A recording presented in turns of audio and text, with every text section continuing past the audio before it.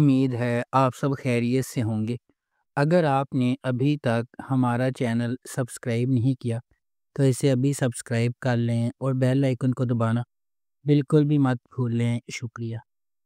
Number 12، بن روئے۔ صبا اپنے بہترین دوست اور کزن ارتضیٰ کی محبت میں دیوانی ہے۔ صبا اور ارتضیٰ ایک ساتھ بڑے ہوئے ہیں اور ارتضیٰ صبا کا بہت خیال رکھتا ہے۔ صبا ایک ایکسٹروورٹ ہے جو زندگی کو بھرپور طریقے سے گزارتی ہے اور ارتضیٰ سے اپنے تمام بچگانہ مطالبات کو پورا کرنے کی توقع رکھتی ہے۔ ارتضیٰ خوشی سے سب کچھ کرتا ہے جو صبا مانگتی ہے اور اسے خوش دیکھ کر خوشی محسوس کرتا ہے۔ ارتضیٰ نے اپنی اعلیٰ تعلیم کے لیے امریکہ جانے کا فیصلہ کیا۔ صبا یہ سن کر ناخوش ہوتی ہے اور ارتضیٰ پر غصہ کرتی ہے۔ ارتضیٰ نے صبا سے بات کی کہ اسے بتایا کہ وہ 2 سال میں واپس آئے گا۔ ارتضیٰ امریکہ چلا جاتا ہے اور وہاں پڑھتے ہوئے اپنی کزن سمن کے لیے جذبات پیدا کر لیتا ہے۔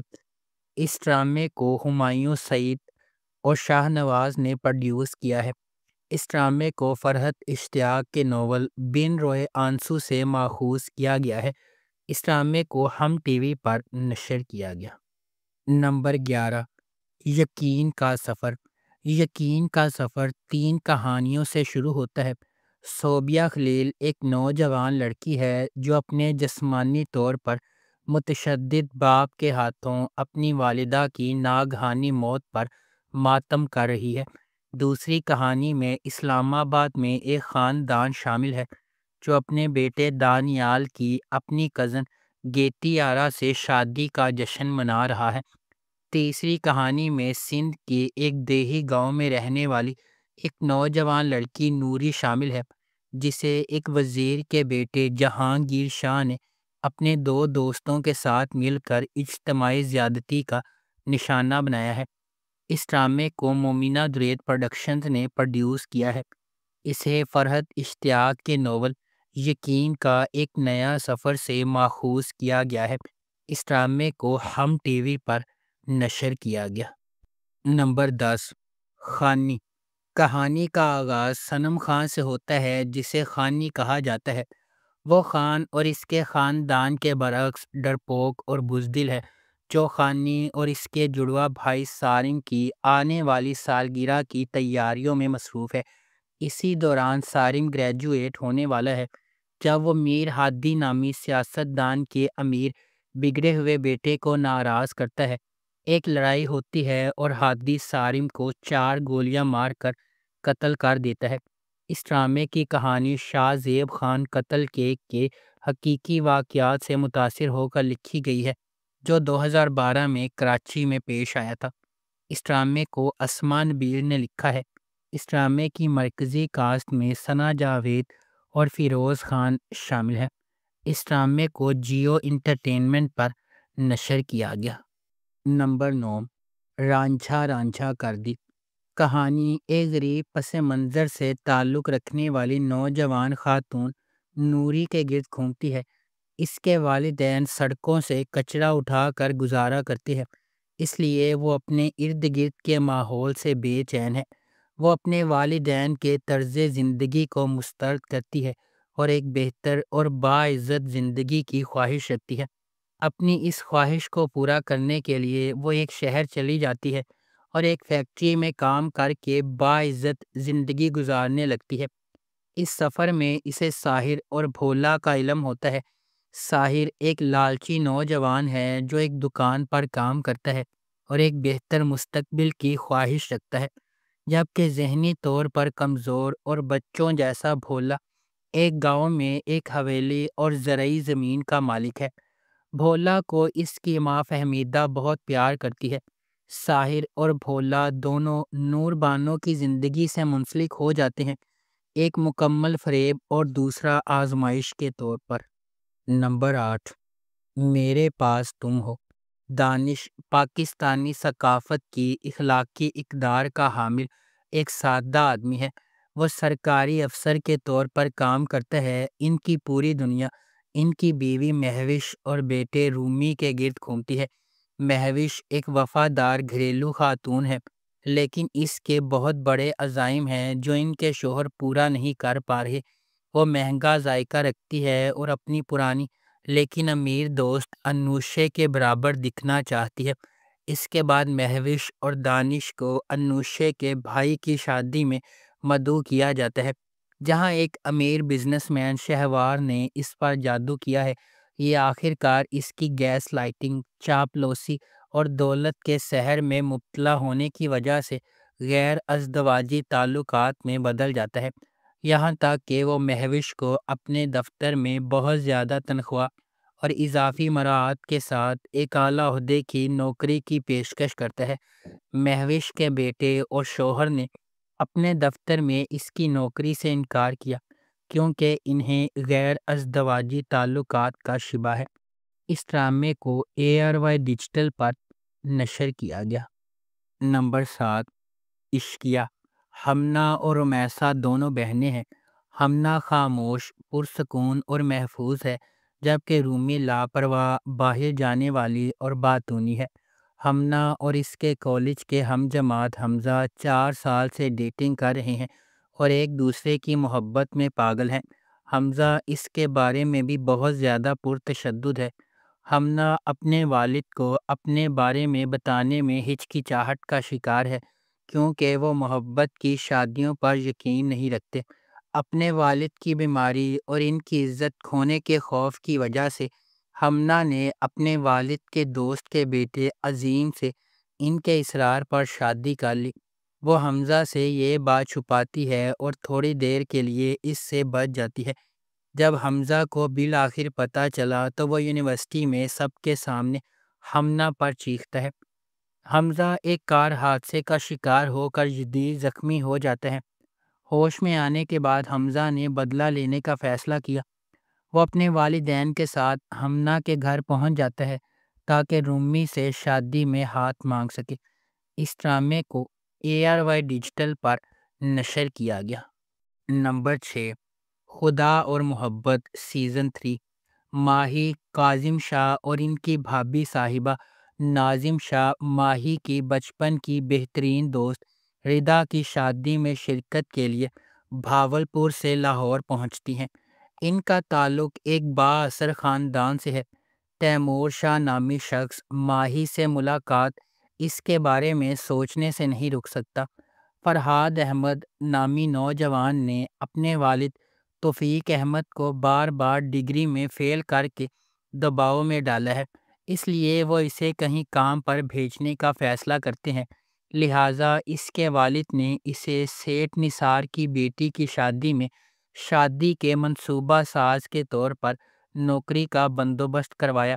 ردا سیٹھ نثار کی بیٹی ہے۔ فرحاد اور ماہی شادی میں ملتے ہیں، جہاں شروع میں جھگڑے کے بعد ان کی دوستی ہو جاتی ہے، تاہم اس نے اپنی شرارتوں میں مدد کے لیے اس سے دوستی کی ہے۔ ماہی اس وقت کو گھر میں اپنی سخت زندگی سے رہائی کے طور پر استعمال کرتی ہے اور فرحاد کی دوستی سے لطف اندوز ہوتی ہے، لیکن فرحاد اس سے محبت کرنے لگتا ہے۔ نمبر 5، پری زاد۔ کہانی ایک سیاہ فام کالج کے طالب علم پری زاد کے گرد گھومتی ہے جو خود اعتمادی کے مسائل اور اعتماد کے مسائل کے ساتھ پلا بڑھا ہے۔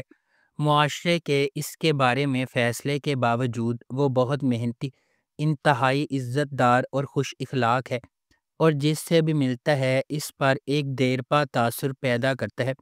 یہ ڈرامہ ہمیں اپنے دوستوں اور دشمنوں کے سفر کے ساتھ لے جاتا ہے جن سے وہ اپنی زندگی میں ملاقات کرتا ہے، جب وہ شاعری کے اپنے حقیقی جذبے کو منتخب کرنے یا ایک حقیقت پسندانہ ملازمت کرنے کی اپنی اندرونی لڑائی سے نمٹتا ہے جو اس کے خاندان کو آمدنی فراہم کر سکے۔ پری زاد ایک معصوم لڑکا ہے جو راولپنڈی میں اپنے بھائیوں کے ساتھ رہتا ہے۔ اس کی سیاہ جلد کی وجہ سے اکثر اس کا مذاق اڑایا جاتا ہے۔ اس کے بھائی اور بہنوئی لالچی ہیں اور اسے ذمہ داری سمجھتے ہیں۔ صرف اس کی بہن سعیدہ اس سے محبت کرتی ہے، لیکن خاندانی دباؤ کی وجہ سے اس کی شادی ایک بوڑھے آدمی سے ہوئی ہے۔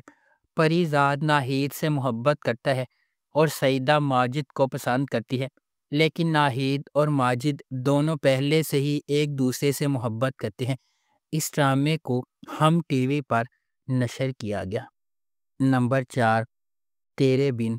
میرب ایک پرجوش اور خوبصورت نوجوان لڑکی ہے جو اعلیٰ تعلیم حاصل کرنا چاہتی ہے۔ اس کی پوری دنیا اس کے والدین کے گرد گھومتی ہے اور وہ ان پر سب سے زیادہ یقین کرتی ہے۔ اس کی مضبوط اور پراعتماد شخصیت اسے اپنے آس پاس کی سماجی ناانصافیوں کے خلاف کھڑا کرتی ہے۔ اس کے برعکس مرتسم کا تعلق ایک طاقتور اور بااثر خاندان سے ہے۔ وہ اپنے خاندان کے اخلاق اور روایات کا احترام اور قدر کرتا ہے اور خاندان کو نیچا دکھانے سے انکار کرتا ہے۔ میرب کی زندگی ایک غیر متوقع موڑ لے لیتی ہے جب اسے اپنی اور مرتسم کی زندگی کے بارے میں اپنے خاندان کے فیصلے کے بارے میں پتہ چلتا ہے۔ مرتسم کے خلاف میرب کی نفرت ماضی کے ایک خاندانی راز کے طور پر بڑھتی جا رہی ہے۔ مختلف پس منظر اور ذہنیت سے آتے ہوئے مرتسم کو میرب کے اپنے تئیں متکبرانہ رویے کا احساس ہونے لگتا ہے اور وہ اسے اپنے لیے ایک چیلنج سمجھنے لگتا ہے۔ دوسری طرف میرب جو اپنی زندگی کو اپنی شرائط پر گزارنے کی عادی ہے، مرتسم کی خاندانی روایات اور غیر ضروری سماجی رکاوٹوں کو قبول کرنے سے انکار کر دیتی ہے۔ اس ڈرامے کو جیو انٹرٹینمنٹ پر نشر کیا گیا۔ نمبر 3، مائی ری غیر معمولی طور پر تحریر کردہ ڈرامہ ہے جس کی کہانی معاشرے کے بوسیدہ تانے بانے کو اجاگر کرتی ہے۔ کم عمری کی شادی ایک ایسا مسئلہ ہے جو ہمارے معاشرے میں رائج ہے اور مائی ری اسے خوبصورتی سے پیش کرتی ہے۔ اینی ایک 15 سالہ خوش مزاج اسکول کی لڑکی ہے جو اپنے چچا کی مرضی کی وجہ سے ایک کم عمر لڑکے سے شادی کرنے پر مجبور ہے۔ جیسے جیسے ڈرامہ آگے بڑھے گا، ناظرین بچپن کی شادیوں کے خطرناک نتائج دیکھیں گے جو معصوم بچپن کو ہمیشہ کے لیے تباہ کر سکتے ہیں۔ بچپن ایک ایسی چیز ہے جس کی حفاظت کی جائے۔ ایک بار آپ جب اس سے باہر جاتے ہیں آپ اسے ہمیشہ کے لیے کھو دیتے ہیں۔ پہلے بچوں کو کھلنے دو۔ نمبر 2، کبھی میں کبھی تم۔ جب دو خوبصورت لوگ ملتے ہیں تو کبھی میں کبھی تم جیسے عجائبات وجود میں آتے ہیں۔ فہد مصطفیٰ ایک دہائی کے بعد ٹیلی ویژن سکرین پر جلوہ گر ہوں گے، وہ بھی میرے ہمسفر اور مجھے پیار ہوا تھا جیسے سپر ہٹ پروجیکٹ سے سیدھی لڑکی کے ساتھ، یعنی ببلی ہانیہ عمر، 2024 کے سب سے زیادہ اینٹیسپیٹڈ ٹیلی ویژن پروجیکٹ کی پہلی جھلک اسے تھوڑا سا اداس بناتی ہے، جس میں ہانیہ اور فہد کے کردار ہاتھ پکڑے ہوئے ہیں اور ہر طرح کی موٹی اور پتلی زندگی کو یکجا کرنے کا وعدہ کر رہے ہیں۔ اس کے بعد ہانیہ عمر کا کردار شجینہ ہے جو ایک کتابی شخصیت ہے جو ڈین براؤن کی کتاب کو پڑھتی ہے، سوتی ہے، جلدی اٹھتی ہے، نماز پڑھتی ہے اور ہر روز ایک شیڈول کے مطابق چلتی ہے۔ مصطفیٰ کے طور پر فہد مصطفیٰ کا کردار ایک ہم عصر گیمر لڑکے کا ہے جو نوڈل سے بھرے پیالے بناتا ہے، موٹر سائیکل چلاتا ہے، دھوپ میں انڈے فرائی کرتا ہے اور ہر وقت ایک ہی جگہ ہونے کے علاوہ کچھ نہیں کرتا۔ اس ڈرامے کو ARY ڈیجیٹل پر نشر کیا گیا۔ نمبر 1، میم سے محبت۔ میم سے محبت ایک ایسی چلتی ہوئی کہانی کے گرد گھومتا ہے جو فنی طور پر اتفاق اور تقدیر کو ایک دوسرے سے جوڑتی ہے، دو روحوں کو اکٹھا کرتی ہے جو اپنے جوہر میں اس سے زیادہ مختلف نہیں ہو سکتی ہیں۔ غیر یقینی صورتحال سے بھری ہوئی دنیا میں محبت منطق، ماضی اور حالات کی حدود کو پامال کرتے ہوئے انتہائی غیر متوقع لمحات میں ظاہر ہوتی ہے۔ اس ڈرامے کو فرحت اشتیاق نے لکھا ہے، علی حسن نے اسے ڈائریکٹ کیا ہے، مبینہ درید پروڈکشنز نے اس ڈرامے کو پروڈیوس کیا ہے۔ اس ڈرامے کی مرکزی کاسٹ میں احد رضا میر اور دنانیر مبین شامل ہیں۔ اس ڈرامے کو ہم ٹی وی پر نشر کیا جا رہا ہے۔ اگر آپ کو ہماری یہ ویڈیو پسند آئی ہے تو اسے لائک کریں، شیئر کریں اور ہمارے چینل کو سبسکرائب کرنا بالکل بھی مت بھولیں۔ آپ کا بہت بہت شکریہ۔